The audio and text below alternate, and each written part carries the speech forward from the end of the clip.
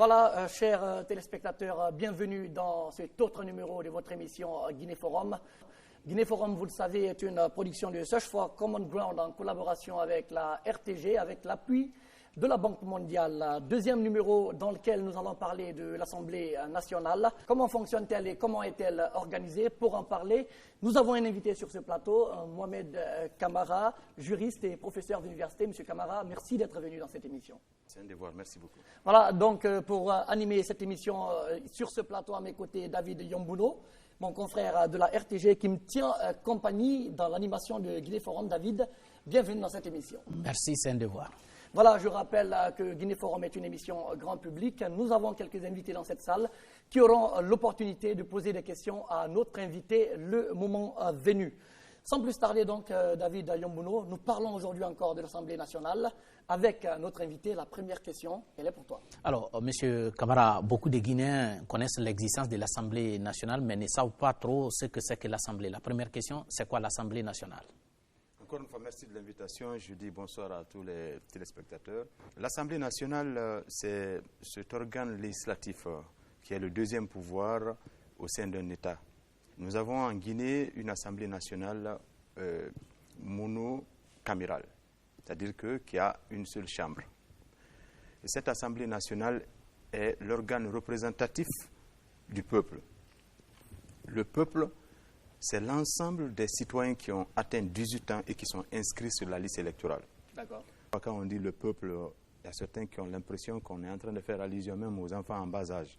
Okay. Or, le peuple s'exprime, c'est le peuple qui exprime la souveraineté. Et la souveraineté s'exprime par la voie du suffrage. Et vous ne pouvez pas participer au suffrage tant que vous n'avez pas atteint 18 ans. Et qui plus est, être inscrit sur la liste électorale. Donc, l'assemblée représentative de ce peuple-là est appelée Assemblée nationale. Et les personnes qui ont été ainsi élues sur la base d'un vote qu'on appelle le scrutin au niveau national, parce qu'il y a deux types d'élections, l'élection nationale et l'élection locale.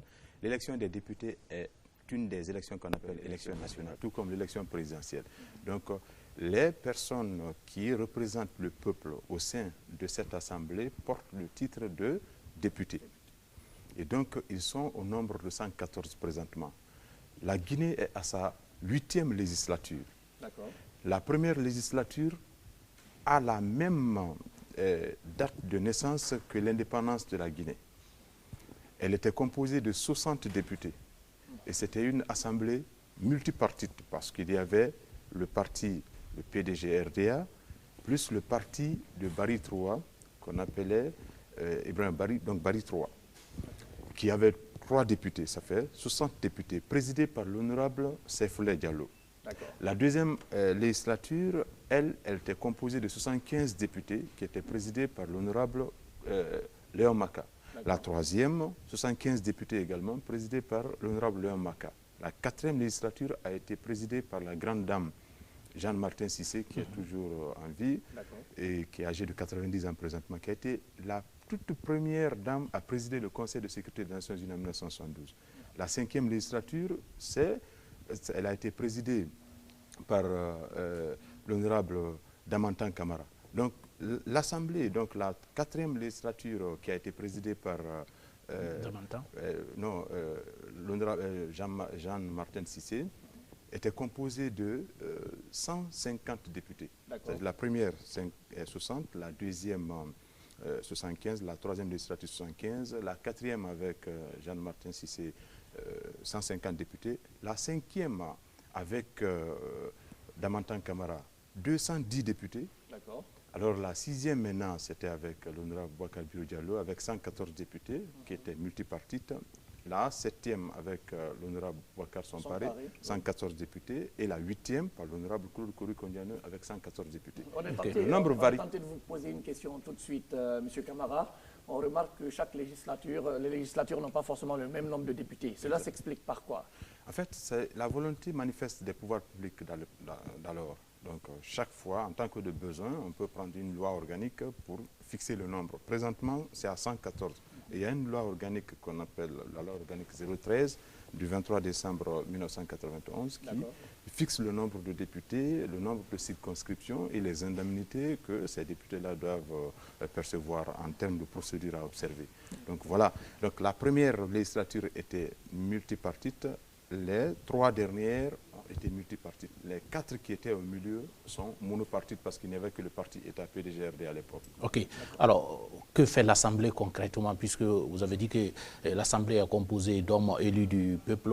Quel est le rôle de l'Assemblée nationale concrètement? Je me dois d'abord de rappeler une information historique, parce que ce que je viens de donner comme information, c'est grâce à mes recherches, mais aux côtés d'un doyen, Momo Bangoura, avec les recherches, qui est président honoraire du PDGRD. Donc il est important pour que les étudiants puissent le comprendre. Donc le rôle d'un député à l'Assemblée nationale, au-delà de la représentation du peuple, conformément à l'article 59 de la Constitution du vendredi 7 mai 2010, il y a 2 autres qui sont là, c'est-à-dire le vote des textes de loi et le contrôle de l'action gouvernementale, conformément à l'article 72 de la Constitution. Ce sont principalement comment on fait pour voter les textes de loi. C'est-à-dire qu'il y a 2 types d'initiatives. Soit l'initiative provient de l'exécutif par le canal du président de la République donc, et de son gouvernement, ou bien ça provient des députés. C'est ce rôle qui confère à l'Assemblée l'appellation de pouvoir législatif. Exactement. Parce qu'il y a la question de la législature, donc la loi. Alors, l'initiative de la loi appartient concurremment au président de la République, mais aussi aux députés à l'Assemblée nationale. Ça, c'est conformément à l'article 84 de la Constitution. Ce qui veut dire que si l'initiative venait du président de la République, on va dire projet de loi. Si ça venait des députés, on va dire proposition de loi. L'un dans l'autre, que ce soit projet de loi ou proposition de loi, ça doit passer au niveau de l'Assemblée nationale pour être voté, hormis la question des référendums. C'est là où le peuple s'exprime directement. D'accord. Et ça, c'est la question du vote. Et après, il y a la question du contrôle de l'action gouvernementale. Le fait, par exemple, pour l'Assemblée nationale d'être informée à travers un rapport, par le passé, par la chambre, la 3e chambre de la Cour suprême qu'on appelait la chambre des comptes, maintenant qui s'est muée en cours des comptes présentement, qui doit être mise en place dans sa complétude pour que tout le monde fonctionne bien. Ce rapport-là permet, par exemple, à l'Assemblée nationale, avant, par exemple, de voter pour le budget de l'année prochaine, de voter une loi intermédiaire qu'on appelle la loi de règlement. La loi de règlement permet justement aux députés à l'Assemblée nationale de savoir, attention, comment est-ce que le budget de l'année dernière a été exécuté? Est-ce qu'il y a des écarts qu'il faut d'abord justifier avant de donner le quitus pour que le budget prochain soit voté? D'accord, nous allons revenir sur cette loi de règlement qui est, semble-t-il, très importante. Mamadi Terna Kamisoko, qui est notre reporter maison, s'est intéressé à certaines questions suscitées par cette Assemblée nationale chez nos concitoyens, la population à la base. Je vous invite donc à suivre certaines de ces interrogations à travers ce commentaire et on se retrouve juste après pour en parler.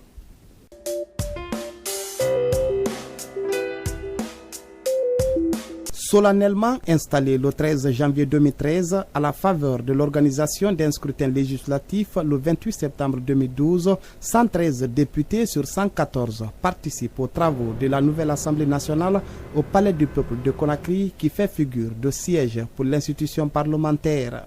Jamais par le passé, une Assemblée nationale n'avait suscité autant d'espoir chez les Guinéens en raison de la forte représentativité des grands courants politiques. Une 50aine d'élus viennent tout droit des partis d'opposition. 3 ans après son installation, une 60aine de textes de loi a été votés et adoptés. Toutefois, la crise politique perpétuelle autour de la gestion des processus électoraux entre pouvoir et opposition s'est plusieurs fois invitée à l'hémicycle. Conséquence, l'Assemblée nationale va rencontrer de sérieuses difficultés dans son fonctionnement. Des difficultés qui commencent d'abord par la répartition des postes dans le bureau exécutif, ensuite dans les différentes commissions. L'opposition va même décider de claquer la porte en signe de protestation contre la façon dont la mouvance et ses alliés géraient le dossier. Il faut ajouter également à ceci le boycott de 2 sessions de loi et même du discours de politique générale de l'ancien Premier ministre Mohamed Saïd Fofana en 2014. L'Assemblée nationale a dû faire face à d'autres problèmes et non des moindres. Il s'agit notamment de la grève des fonctionnaires parlementaires qui réclamaient une amélioration de leurs conditions de vie et de travail à travers l'augmentation de salaires et de primes. L'affaire a fait grand bruit et aux dernières nouvelles, un travail d'assainissement du fichier de l'administration parlementaire serait en cours, notamment la phase recensement biométrique. Selon plusieurs observateurs, d'autres actes posés par les élus du peuple auraient contribué à ternir l'image de l'Assemblée nationale. Ce sont entre autres l'adoption de la loi portant augmentation de la TVA, son incapacité à se doter jusqu'ici d'un nouveau règlement intérieur, l'ancien étant dépassé, ainsi que la cacophonie autour de leur salaire et autres indemnités, non sans oublier la récente demande de passeports biométriques pour les députés et leurs familles. Aujourd'hui, de nombreux témoignages concordent à dire que très peu de Guinéens savent peu de ce que font les honorables députés. L'Assemblée nationale a donc du pain sur la planche pour tenter de redorer son image et surtout davantage rassurer un peuple qui voit chaque jour ses conditions de vie se dégrader.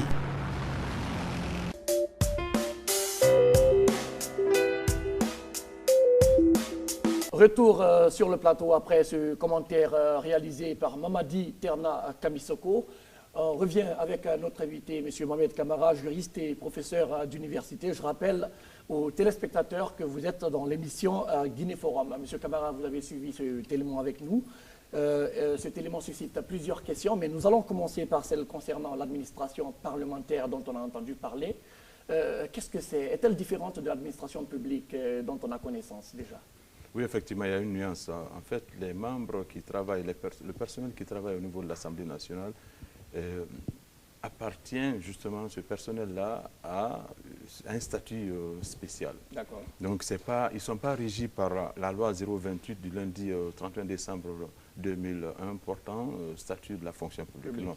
C'est pourquoi il y a des textes structurants à la suite de la loi 015 portant règlement intérieur de l'Assemblée nationale de 1991, qui, avec ses décrets d'application, confère à l'Assemblée nationale la possibilité d'être dotée non seulement d'un cabinet au niveau du président de l'Assemblée nationale, d'un secrétariat général pour l'administration courante, comme on le dit, et enfin des opérations, enfin des directions opérationnelles.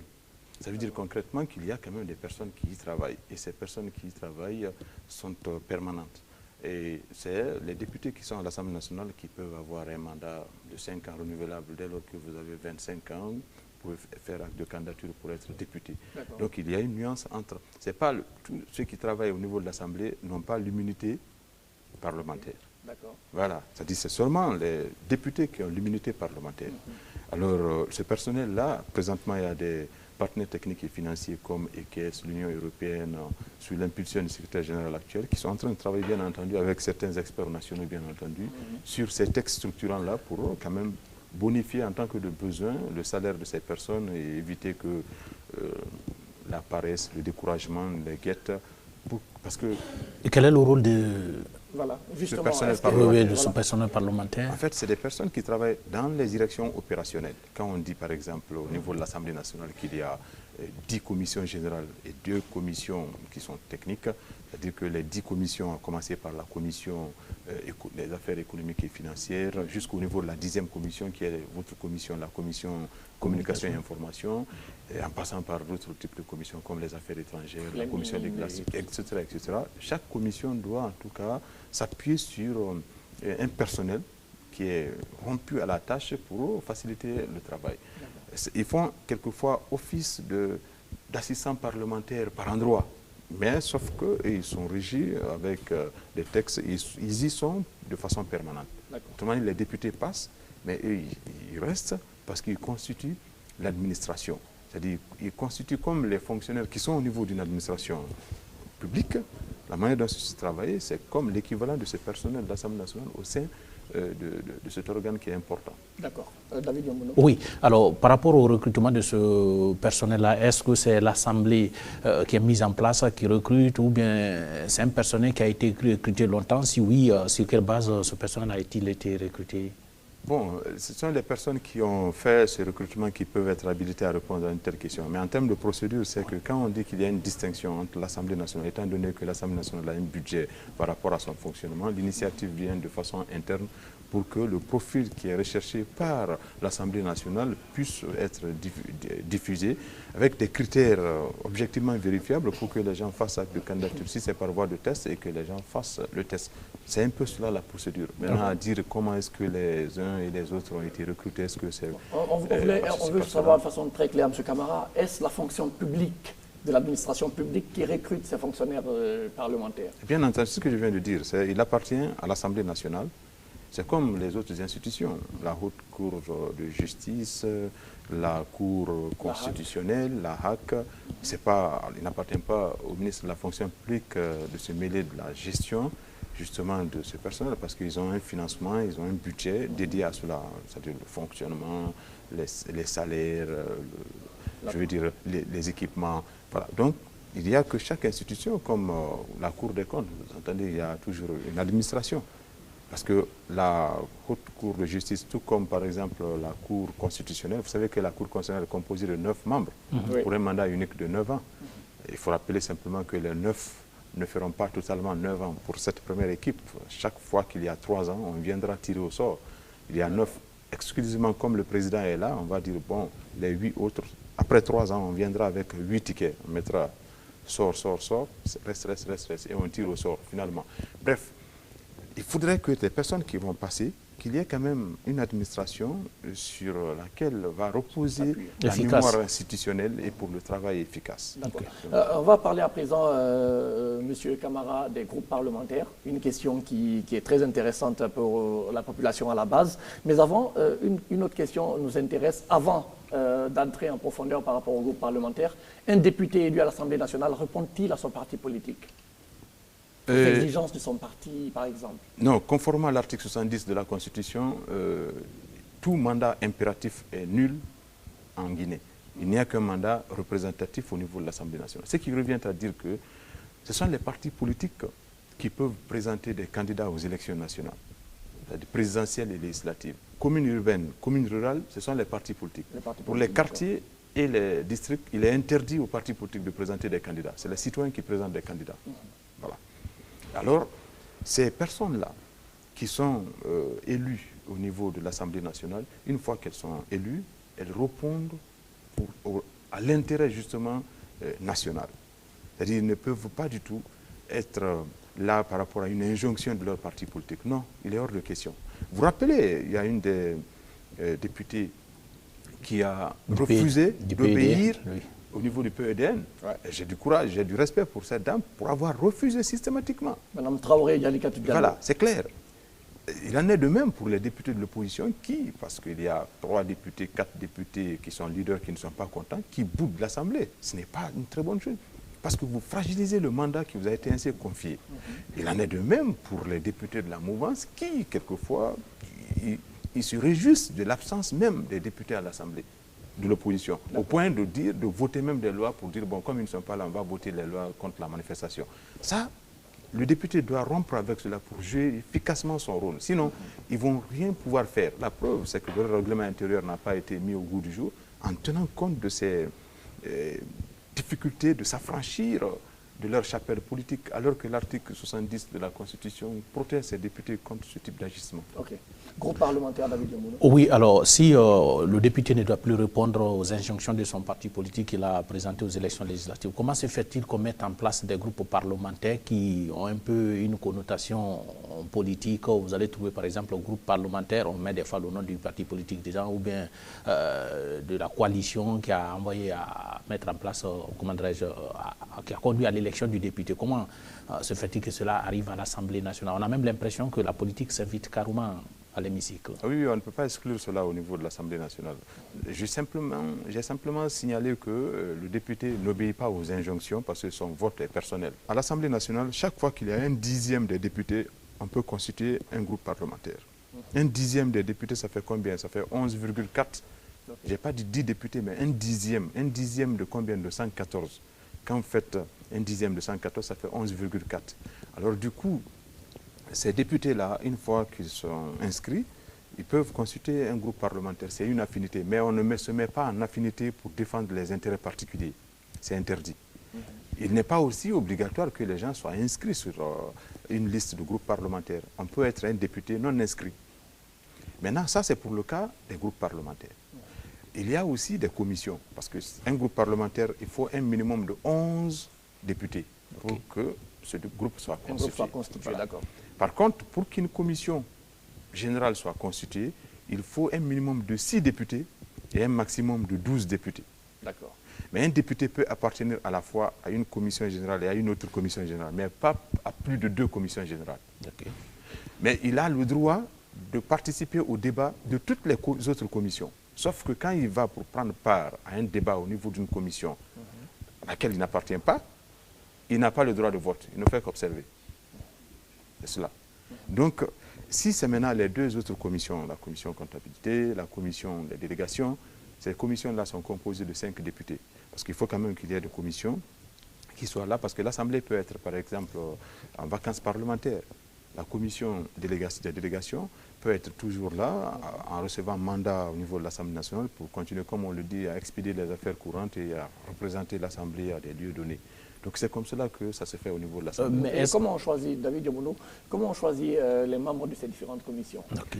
Pour les présidents, donc les membres du bureau de l'Assemblée nationale, il y a le président, les 4 vice-présidents, les 4 secrétaires, le premier questeur et le deuxième questeur. Les questeurs assurent la questure. La questure, c'est les affaires financières et administratives. Eux, ils sont élus toujours et le renouvellement se fait en début de l'année législative. C'est-à-dire qu'il y a 2 sessions au niveau de l'Assemblée nationale qui s'ouvrent de plein droit. La session du 5 avril, qui est la session des lois, qui ne doit pas dépasser 90 jours. On n'a pas dit que ça doit atteindre forcément 90 jours. Et la session budgétaire qui s'ouvre le 5 octobre. Au 5 avril, la session du 5 avril, on fait le renouvellement du bureau, à l'exception simplement du président qui est élu pour la mandature. Okay. Les autres, on renouvelle de la même manière, avec un scrutin de liste. Alors qu'au niveau des membres de la commission, le renouvellement se fait à partir de la session budgétaire. Autrement dit, ce qui est arrivé dans le cadre de cette session actuelle pour faire une reconduction de leur mandat par simple résolution est une violation manifeste de la procédure. Okay. Ensuite, sans dire qu'est-ce que les présidents de la commission finance et autres là ont fait, je ne parle pas de l'objet, mais la procédure. La procédure non plus n'a pas été respectée. Du fait que Michel Kamano ait remplacé Ousmane Kaba à la tête. C'est une violation manifeste de la loi organique 015. Parce qu'on doit patienter pour qu'au mois d'octobre, on ne remplace pas quelqu'un qui a été élu par une simple désignation comme ça. On remplace une personne qui a été élue par élection. Et on ne procède pas à l'élection avant l'échéance, avant que l'échéance ne soit Même si la échue. personne élue perd ses droits au niveau de son parti qu'il a choisi. Bien entendu, le fait d'être exclu au niveau du parti politique, c'est la preuve d'ailleurs qu'un mandat, ça n'a aucun impact sur le mandat du député. C'est tout. C'est que le parti sert de strapontin pour le député, mais une fois qu'il est là-bas, il s'affranchit de toutes sortes de pressions de la part de sa formation politique. Okay. Et donc, le fait pour l'Assemblée de reconduire le mandat du bureau par résolution est une violation, par principe de parallélisme des formes, loi qui remplace une loi. Le fait d'émettre les députés des différentes commissions pour les remplacer en disant au nom du règlement alors qu'il y a un confondement est une violation du principe du parallélisme de procédure. Et le fait d'abréger le mandat avant qu'on attende au mois d'octobre pour le faire est une violation des exigences de délai. Donc, une assemblée qui doit quand même contrôler l'action du gouvernement doit apprendre à respecter en son sein les procédures qui sont édictées. D'accord. Sauf que l'un de nos invités dans Guinée Forum nous parlait d'un consensus qui aurait pris le dessus. Non, le consensus n'a aucun rang au niveau de l'ordonnancement juridique interne. En Guinée, quand vous prenez l'article 9 du Code civil guinéen, c'est très clair. Il y a la Constitution, il y a la proclamation, il y a les traités, les conventions, il y a la loi, l'ordonnance, le décret, l'arrêté ministériel, la décision ministérielle, ensuite l'arrêté régional et la décision régionale. Nulle part il ne figure à ce niveau-là l'idée de consensus pour remplacer une loi organique. Voilà, il faut rappeler à nos téléspectateurs qu'ils sont dans l'émission Guinée Forum. Nous avons pour invité aujourd'hui M. Mohamed Kamara, juriste et professeur d'université, pour parler de fond en comble de notre Assemblée nationale. Je rappelle également que le public ici présent aura l'occasion de poser des questions à notre invité, David Diomounou. Alors, est-ce que pour appartenir à une commission à l'Assemblée nationale, il faut être de même cursus universitaire? C'est-à-dire, si c'est commission de droit, par exemple, est-ce qu'il faut avoir fait droit à l'université? Que c'est commission économie, est-ce qu'il faut avoir fait économie à l'université? Ces questions-là, des fois, sont posées parce qu'on trouve des fois des députés, et quand on se réfère à son parcours, on se demande, il n'a pas fait telle formation, comment se fait-il qu'il se trouve là? Oui, vous avez tout à fait raison. L'idéal serait que le profil approprié se retrouve au niveau de la commission. Mais il ne faut pas commettre l'erreur de penser déjà qu'il ne faut que des juristes au niveau d'une Assemblée nationale. Sinon, ça sera catastrophique. Non, je veux parler de la commission, par exemple, droit, commission, finance. C'est ce que je vous dis. Les différentes commissions. Je vais vous donner un exemple typique. Au Bénin, au niveau de la constitution béninoise, la commission des lois a statué pour dire, bon, écoutez, l'homme et la femme doivent avoir les mêmes droits, sans prendre en compte la vie d'une gente féminine pour des questions sociales. C'est les femmes qui ont fait une marche pour dire non. Elles sont d'accord que l'on prenne fait et cause pour elles, mais il faudrait que l'article 124 de la Constitution au niveau du Bénin, que ça soit modifié pour que l'on ne dise pas l'égalité. Parce que la pression, en fait, les pesanteurs sociales font qu'il faut prendre en compte certaines donnes. Donc on ne doit pas avoir pour souci de mettre seulement que des personnes qui ont un profil approprié pour un niveau donné. C'est-à-dire qu'il y a toujours, il faut enrichir, la diversité fait la beauté de la vie, comme on dit. Seulement, il faudrait que les personnes soient très poignantes, qu'elles aient un bagou, qu'elles aient des éléments de comparaison. Mais de là à dire, bon, il faut prendre pour cloisonner les gens de façon étanche, ça ne va pas du tout rimer à grand-chose. Voilà, nous allons parler, David Yombono, d'un autre rôle important de l'Assemblée nationale, vous l'avez déjà dit, le contrôle de l'action gouvernementale. Quels sont les mécanismes dont dispose l'Assemblée nationale pour contrôler l'action du gouvernement? Merci. D'abord au niveau budgétaire, parce que c'est ça d'abord le nerf de la guerre. La session budgétaire, voilà, c'est-à-dire que l'Assemblée peut, par exemple, avant de voter pour la loi de finances au titre de l'année prochaine, dire, bon voilà, envoyez-nous quand même les rapports au niveau de la Cour des comptes pour qu'on sache comment est-ce que le budget de l'année dernière a été exécuté.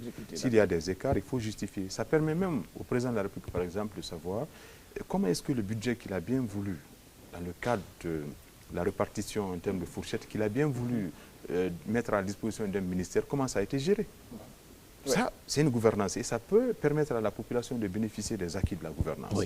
Le deuxième élément de contrôle, c'est au niveau, par exemple, de la justice. Il peut arriver quelquefois qu'il y ait des allégations par-ci, par-là, comme c'est coutumier dans notre pays. Un ministre est accusé, il se défend, ou bien, paf, on fait une sorte de cabale contre lui pour dire tout sauf tel. Finalement, d'accusation en démenti catégorique, la population ne sait plus à quel sens se vouer. Et comme la population a des élus, ces élus-là peuvent mettre en place une commission d'enquête parlementaire qui ne doit pas dépasser 4 mois à compter de l'adoption de la résolution portant création de cette commission. Mais aussi, on ne doit pas du tout réactiver la même commission 12 mois, dans les 12 mois qui suivent sur le même objet. Deuxième manière. Troisième manière, il peut arriver que l'on soit dans une hypothèse où pratiquement un président de la République est dans des difficultés par rapport à une question d'accusation pour parjure, pour haute trahison, ou bien qu'un ministre soit par exemple inquiété parce qu'il est accusé d'avoir commis un délit ou un crime. Dans ce cas, les députés à l'Assemblée nationale vont mettre en place ce qu'on appelle, ils vont voter pour 6 députés, parce qu'il y a la Haute Cour de justice qui manque d'ailleurs à l'appel au niveau de... Justement, on allait...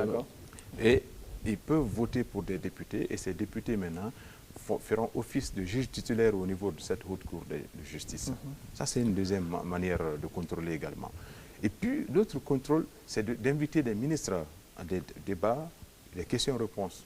Et donc, il est important que les gens qui y travaillent soient très poignants et qu'ils soient portés sur leur mandat. Et qu'ils soient à l'écoute de leur base en faisant ce qu'on appelle des descentes de terrain à l'occasion des vacances parlementaires. Est-ce que, Mohamed, ce n'est pas parce qu'en Afrique en général et en Guinée en particulier, le plus souvent on voit que le président élu, il a la majorité à l'Assemblée, c'est lui qui choisit le Premier ministre forme le gouvernement, les ministres qui sont là passent à l'Assemblée. Est-ce que c'est pas ce qui fait qu'aujourd'hui, cette loi de règlement dont on parle tant pour permettre de contrôler l'action gouvernementale, est-ce que c'est pas ce qui fait foirer un peu ce contrôle de l'action gouvernementale par l'Assemblée nationale? Non, pas du tout. En fait, c'est une question de poigne. Vous savez, les gens font le plus souvent une sorte d'amalgame au niveau de la loyauté. Même quand vous êtes nommé par une personnalité, la loyauté ne signifie pas un soutien aveugle. La loyauté veut dire, monsieur Yombono m'a mis ici, je ne vais jamais faire un travail ici pour vous trahir, légalement. Mais quand je vois des erreurs, je vais attirer votre attention avec tact et diplomatie pour dire, chef Yombono, Attention, à ce niveau, c'est un piège. Parce que si vous ne le faites pas, c'est d'ailleurs une trahison. Parce que vous voyez ainsi le piège se creuser. Après, vous dites, bon, comme vous n'écoutez pas, vous allez vous enfoncer dans le trou là-bas. Ce n'est pas bon. C'est les personnes qui y travaillent. La preuve, d'ailleurs, la 8e législature est composée de 15 partis politiques. C'est la plus grande, en tout cas, forme de diversité. De diversité au niveau de la formation politique. Donc, il est important que les personnes fassent leur travail. Mais que les personnes, en faisant...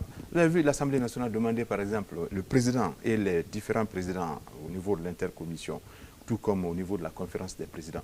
Ça n'a jamais figuré au niveau de leur agenda d'inviter le président de la République à présenter l'état de la nation. On a dit, chaque année, il prononce un discours devant l'Assemblée. Un message, il prononce un message. Voilà.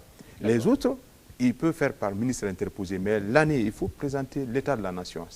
En le faisant, ça allait même permettre aux syndicalistes de ne pas déclencher une grève. Parce que quand le chef de l'État dit non, il y a des difficultés, on n'a pas assez de moyens. Si vous demandez à ceux qui disaient assez de moyens, c'est que vous avez voulu simplement faire le forcing. Deuxième élément, demandez au Premier ministre, par exemple, de présenter la déclaration de politique générale. Il a fallu combien de mois pour que le 13e Premier ministre de la Guinée, depuis l'indépendance, puisse présenter sa déclaration devant l'Assemblée nationale. C'est cela. Alors que l'Assemblée était en pleine session. Et l'autre élément qu'il ne faut pas oublier, l'Assemblée n'a pas vocation à prendre des engagements en faveur du gouvernement ou de l'opposition. Je me dis que c'est la même couleur politique. Non, pas du tout.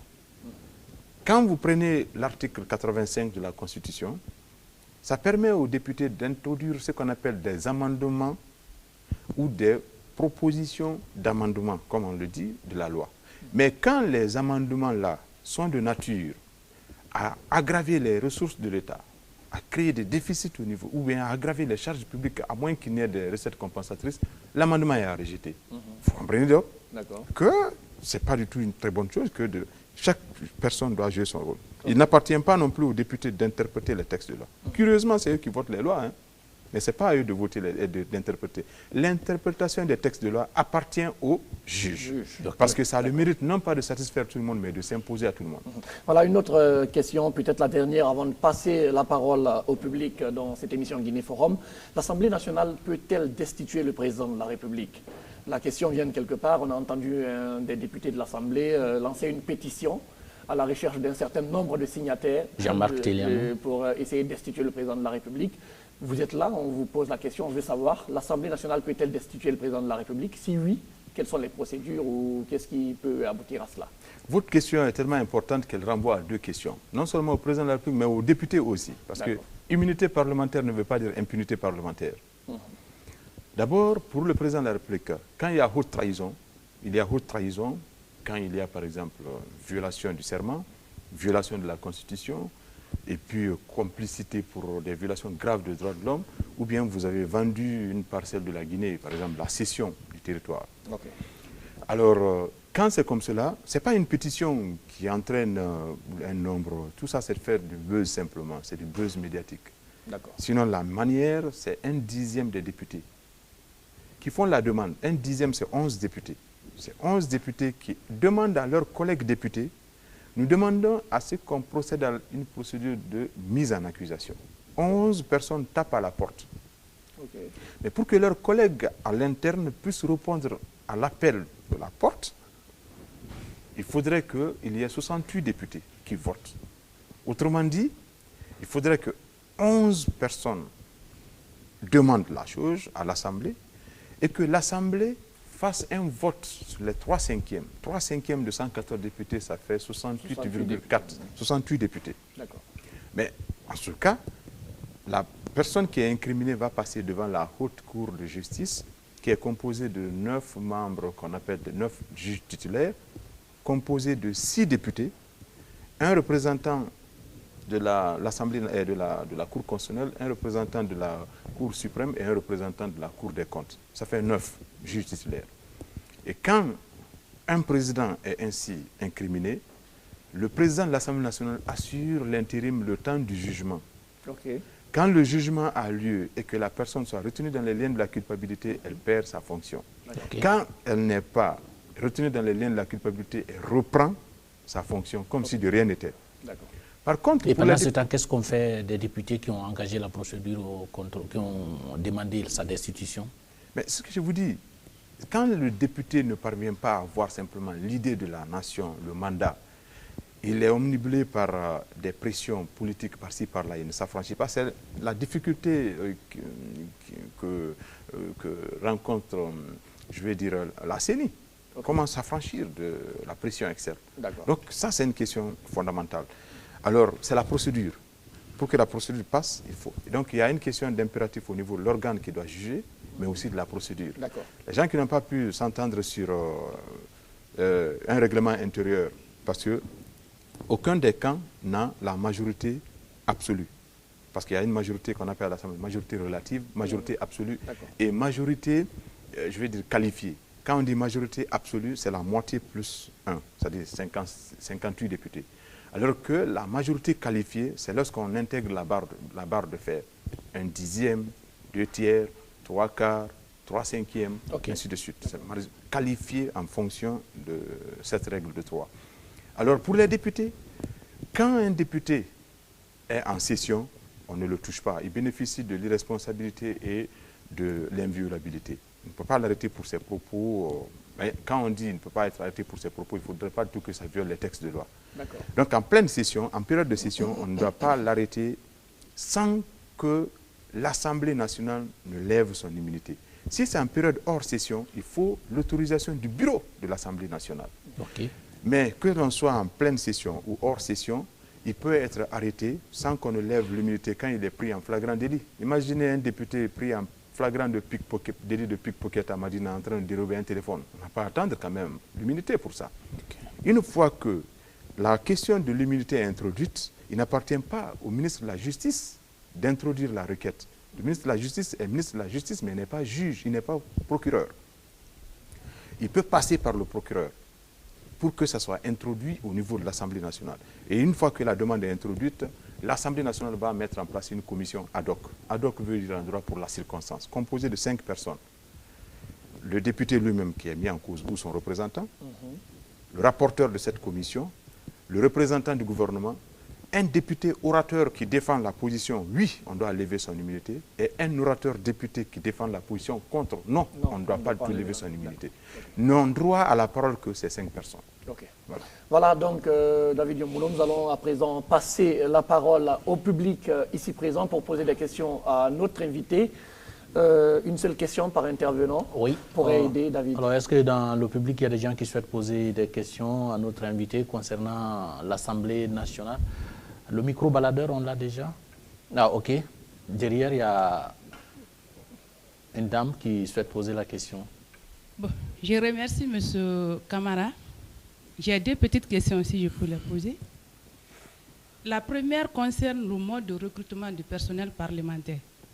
Si j'ai bien compris votre intervention, vous avez dit que le personnel d'appui du Parlement n'est pas recruté par monsieur le ministre de la fonction publique. Je voudrais que vous reveniez un peu là-dessus, puisque parmi le personnel d'appui du Parlement, il y a les fonctionnaires en détachement. Et ces fonctionnaires-là sont régis par la loi 028. La deuxième question, c'est par rapport au rapport.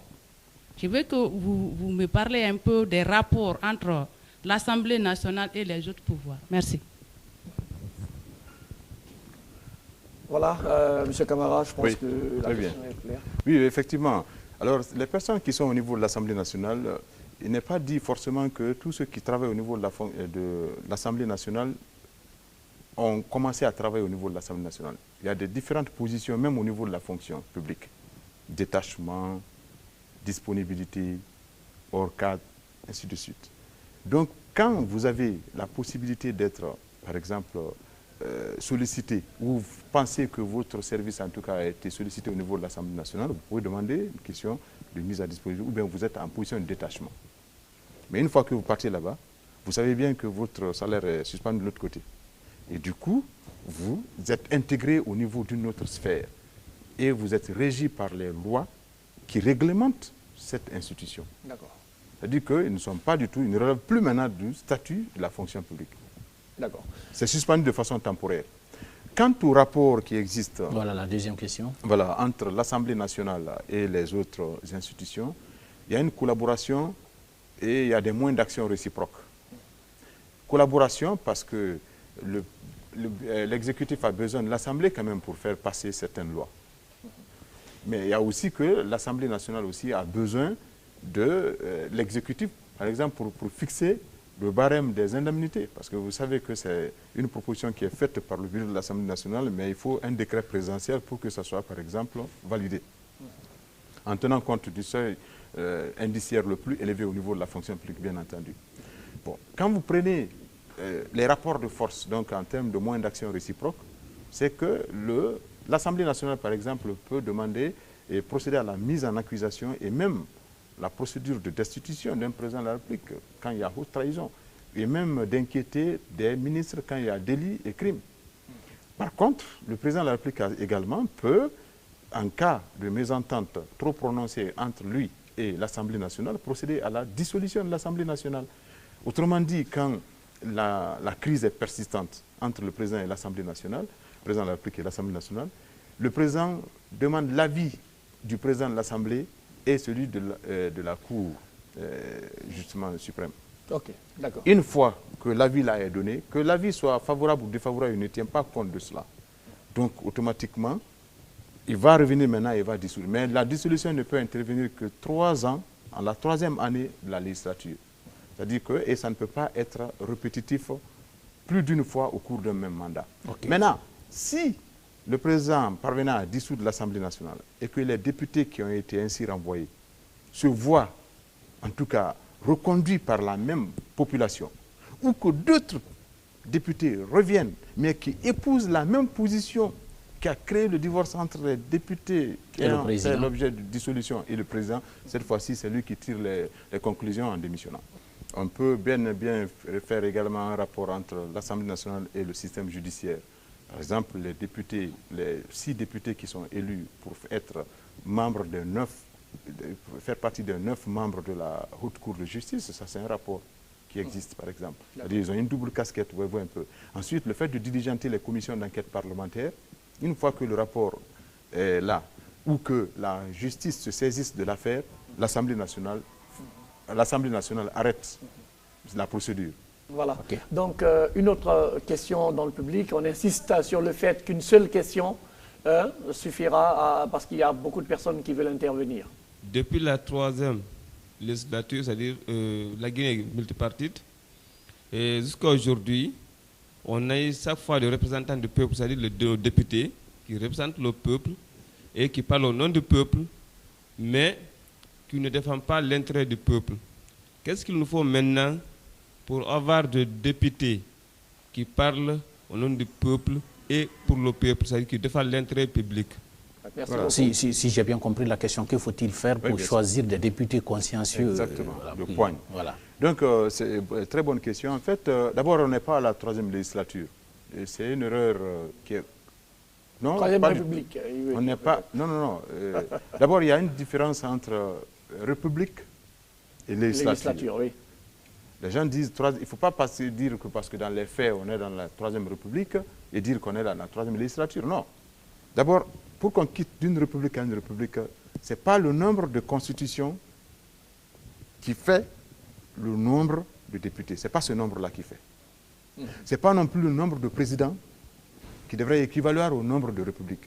Il y a république, changement de république en république lorsque il y a relativement une coïncidence entre l'adoption d'une nouvelle constitution et l'avènement d'une nouvelle autorité. Et que ça soit acté par un acte qu'on appelle acte de proclamation. C'est cela. Maintenant, on est à la 8e législature pour votre information. J'ai commencé par cela. Voilà. Pour qu'on ait maintenant des députés, bon, je pense que c'est un peu sévère de dire, bon, ils n'ont pas fait quelque chose, parce que quand même, il y a des textes de loi, il y a des choses qui se passent. Il est vrai aussi que la population est très exigeante. Il est vrai aussi que c'est incompréhensible de voir des députés voter des textes de loi par rapport à l'augmentation de la TVA, alors que, on dit, les économistes nous enseignent que trop d'impôts tue l'impôt, entre autres. Mais la solution à cela, il ne s'agit pas de faire un manquement contre un député. Le député est protégé en termes d'immunité. Il ne faut pas manquer de respect à travers des propos discourtois contre un député. Deuxième élément, il faut faire un vote responsable sur la base des programmes de société. Ouais. Et troisièmement, peut-être il faut faire des réformes pour que les députés qui vont être désignés, d'abord accroître le nombre de 114 à un niveau donné, et puis deuxièmement, qu'il n'y a que 38 députés qui sont élus directement par la population en connaissant ces personnes. Les autres, le plus souvent, les 76 autres sont élus sur la base du scrutin de liste à la représentation proportionnelle. Ouais. Finalement, si c'est le parti de M. Yombuno, on va dire non, comme c'est M. Yombuno qui a présenté, tous ceux qui sont alignés derrière M. Yombuno, on vote. Donc il y a nécessité de revoir, c'est-à-dire la possibilité que le nombre de députés devant être élus à l'uninominal soit nettement accru par rapport aux députés qui doivent être sur le scrutin de liste à la représentation proportionnelle. D'accord. Voilà, merci beaucoup, M. Camara. Une autre question? Une autre question dans le public? Ma question, c'est tout à l'heure, M. Mohamed a cité les 8 législatures depuis 1958.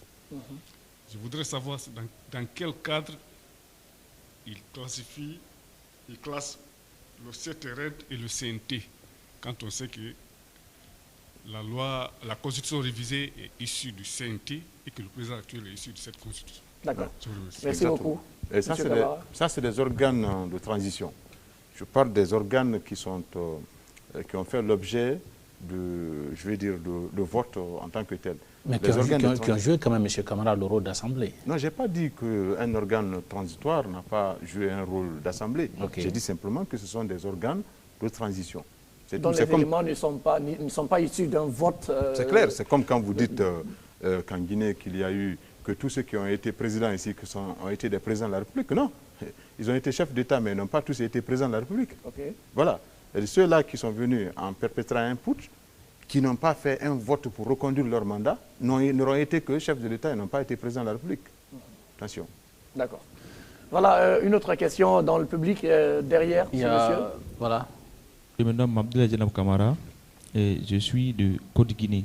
En fait, j'aimerais savoir, parlant du rôle des députés, nous avons constaté à un moment donné le président de l'Assemblée convoquer les syndicats à prendre, on l'a vu prendre un engagement avec les syndicats.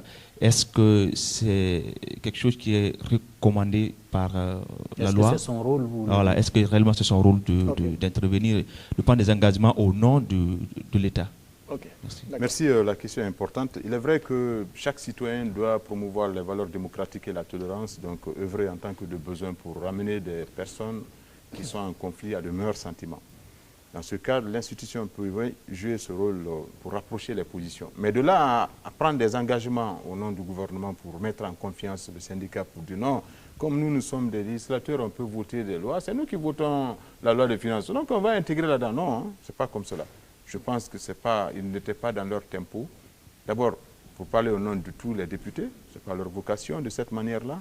Et deuxièmement, il n'appartient pas aux députés de faire des propositions de loi ou même d'amendements qui aggravent les finances de l'État. Conformément à l'article 85, quand il n'y a pas de recette compensatrice, et quand il est vrai qu'on est en train d'être dans un déficit abyssal, l'amendement est à rejeter simplement. D'accord. Voilà, une autre question dans le public peut-être. Il y a une fille qui veut poser la question. C'est Jacqueline Ouamouno, FECPA. Moi, ma question tourne autour de l'Assemblée. Nous avons dit l'Assemblée, c'est un deuxième pouvoir. Et dans l'un de ses rôles, il contrôle ici les actions du gouvernement. Et s'ils arrivent, on sait que personne n'est parfait. S'ils arrivent qu'on trouve déjà le mauvais contrôle, en tout cas, c'est qu'on trouve déjà des anomalies dans ses fonctions, dans tout ce qu'il fait dans ses rôles, le Parlement. Est-ce qu'il y a-t-il un article qui indique les sanctions face à l'Assemblée? Contre le député ou contre l'Assemblée? Les députés plutôt. Ah, d'accord. Ah oui. Une mauvaise loi, par exemple, votée, est-ce qu'il y a des lois, il y a des sanctions contre ceux qui ont voté cette loi? Non, en fait, quand il y a une mauvaise loi, comme vous le dites, je pense qu'il appartient aux organes aussi de contrôler. Vous savez, il y a ce qu'on appelle le contrôle a priori et le contrôle a posteriori. Ça fait que quand une loi, par exemple, organique, est adoptée le 1er du mois, quand la loi organique est adoptée le 1er du mois, le même premier du mois, on transmet au président de la République pour être promulgué. En fait, l'adoption, c'est comme donner naissance. Qui donne naissance à une loi, à un enfant, c'est une mère. Et qui baptise l'enfant qui est né, c'est le père, entre guillemets, pour faire simple. Donc, la loi étant née au niveau de l'Assemblée, le même jour de la naissance, on transmet au président de la République pour que ça soit promulgué. La promulgation, c'est l'acte par lequel le président de la République atteste de la conformité d'une loi et donne son accord de principe pour que ça soit exécuté comme loi d'État, conformément à l'article 2 du Code civil. Maintenant, le président dispose de 10 jours pour promulguer. Mais les 10 jours ne commencent à être comptés que 8 jours après qu'il ait reçu la loi. Ce qui veut dire que du 1er au 8, même s'il détient la loi organique, il ne la promulgue pas, par mesure de prudence. C'est pour qu'il puisse prendre cette loi et remettre au niveau du secrétaire général du gouvernement pour que ce dernier la passe au niveau de la Cour suprême, Cour constitutionnelle pour dire est-ce que cette loi est conforme avec la Constitution parce que le président a juré de respecter la Constitution. Ou bien, si ce n'est pas conforme, on ramène pour une deuxième lecture. Okay. Et c'est comme cela. Les députés aussi peuvent faire le même type de contrôle en tenant compte d'un dixième des députés avant que ça ne soit voté. Maintenant, à partir du 18e jour après le dépôt, si le président de la République ne promulguait pas cette loi, le président de la Cour constitutionnelle doit mettre en application l'article 81 pour dire il faut que le pouvoir arrête le pouvoir. Moi, je demande à ce que cette loi soit insérée au journal officiel qu'on appelle le journal d'annonce légale. Voilà. Donc, un dernier intervenant dans le public, parce que l'émission Guinée Forum touche donc à sa fin. C'est Kamara Mfamoussa du Centre FECPA. Ma question est de savoir... Monsieur Camara a parlé tout à l'heure de tout ce qui concerne l'Assemblée nationale et notamment il a signalé par exemple des irrégularités qui existaient. C'est-à-dire que le président de l'Assemblée nationale a, par une simple annonce par exemple, enlevé quelqu'un de la tête, un député en fait. Il a été révoqué et sans attendre normalement la loi, parce que la loi donne une autre allure à cette action par exemple.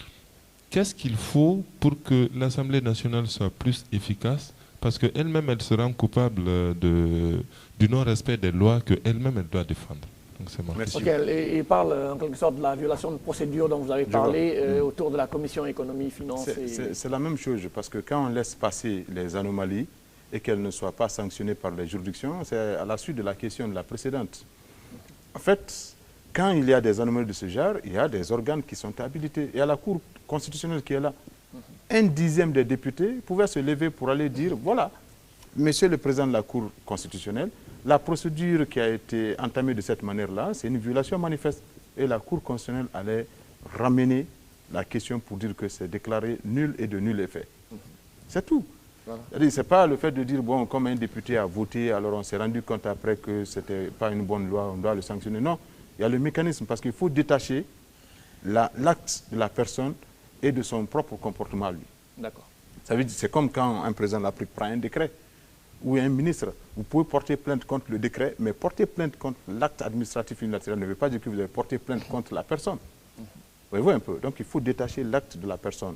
Et finalement, quand les organes font preuve d'action, ce qui fatigue notre pays, c'est que beaucoup d'institutions font preuve d'inaction. C'est-à-dire, on dit, on prend son mal en patience, ou bien simplement faire des communiqués par-ci, par-là, ou bien les personnes qui sont victimes prennent leur mal en patience. Or, la loi est là, la loi s'appelle PIP, elle permet, elle interdit... Encore faut-il que la victime connaisse ses droits au moins. D'où la nécessité pour l'État de vulgariser le contenu des textes de loi en appliquant l'article 25 de la Constitution, y compris en langue nationale. Donc, merci aux téléspectateurs. C'est la fin de votre émission Guinée Forum, une production de Search for Common Ground en collaboration avec la RTG, avec l'appui de la Banque mondiale. Aujourd'hui, avec mon confrère David Yombuno de la RTG, nous avons reçu M. Mohamed Camara, juriste et professeur d'université, pour parler de l'Assemblée nationale. Merci M. Camara d'avoir accepté notre invitation. C'est un devoir. Merci beaucoup à David Yombuno de m'avoir tenu compagnie. Merci. Voilà, et merci à ce charmant public qui a participé à ce débat et qui nous a tenu compagnie tout au long de cette émission. On se retrouve très prochainement pour un autre numéro de Guinée Forum. D'ici là, portez-vous bien.